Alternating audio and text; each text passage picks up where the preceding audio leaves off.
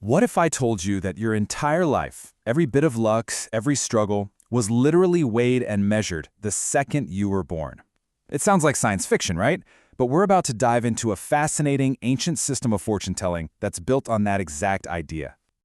I mean, really think about that for a second. Could your whole story, from start to finish, be boiled down to a single number? It's a wild idea, but it's not new. It's actually the core principle from a classic text that we're going to deconstruct today. So this concept is called the weight of fate. And here's how it works. Based on the year, month, day, and even the hour you were born, the system assigns you a specific weight. It's measured in this traditional unit called a Liang. And that number, somewhere on a scale from a very light 2.1 to a super heavy 7.1, then points to a poetic verse that's supposed to map out your life's entire journey. To really wrap your head around how this system thinks, the best way to do it is to look at the two absolute ends of the spectrum. Seriously, the difference between the lightest possible fortune and the heaviest one, well, it tells you everything you need to know. Okay, let's start at the very bottom. 2.1 Liang. The verse says, "Cutting a lotus on stone is a wasted effort." The imagery there is just wow. It's so poetic but so brutal. It's basically a metaphor for a life of endless, fruitless work. It predicts this constant struggle where you're always depending on other people, never really able to stand on your own 2 feet. And then you have the complete polar opposite. We jump all the way up to 7.1 Liang, the heaviest weight you can get. The language just does a complete 180. It talks about this rare, extremely high and noble fate. You see, this isn't about your effort anymore. It's about a destiny that is literally bestowed by heaven at the perfect time.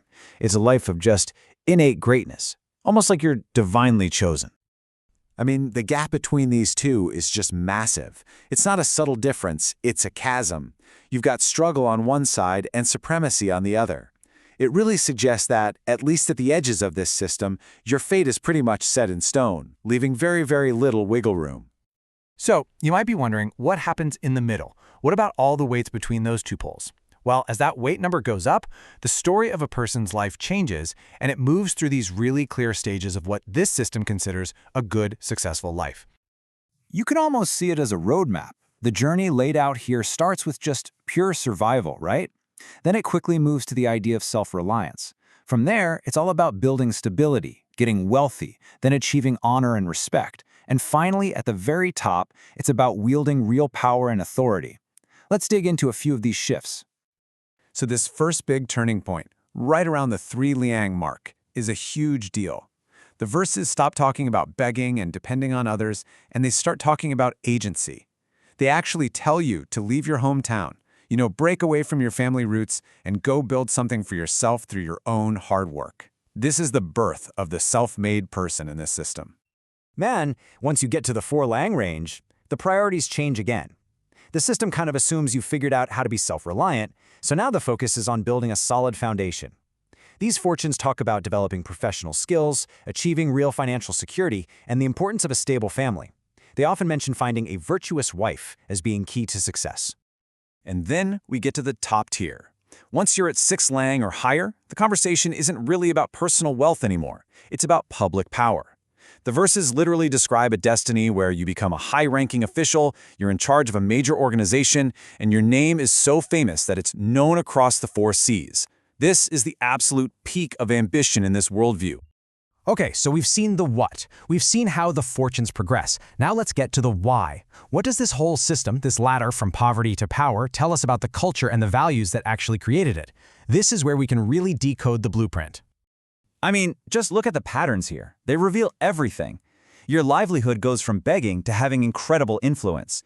Your career goes from depending on people to holding a high office. And your legacy? It evolves from being completely unknown to bringing glory to your entire line of ancestors. It is a crystal clear hierarchy of what truly mattered.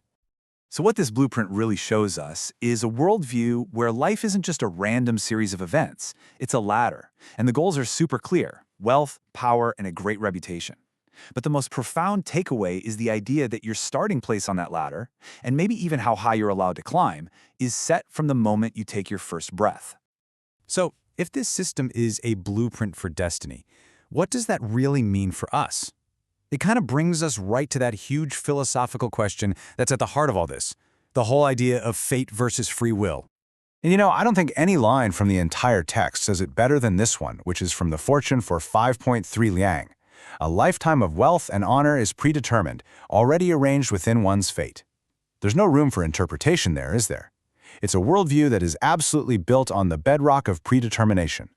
And that just leaves us with one final thought to chew on. If a system like this actually worked, if it could tell you the true weight of your life, the whole story from beginning to end, would you even want to know? Would knowing your fate empower you, or would it just trap you?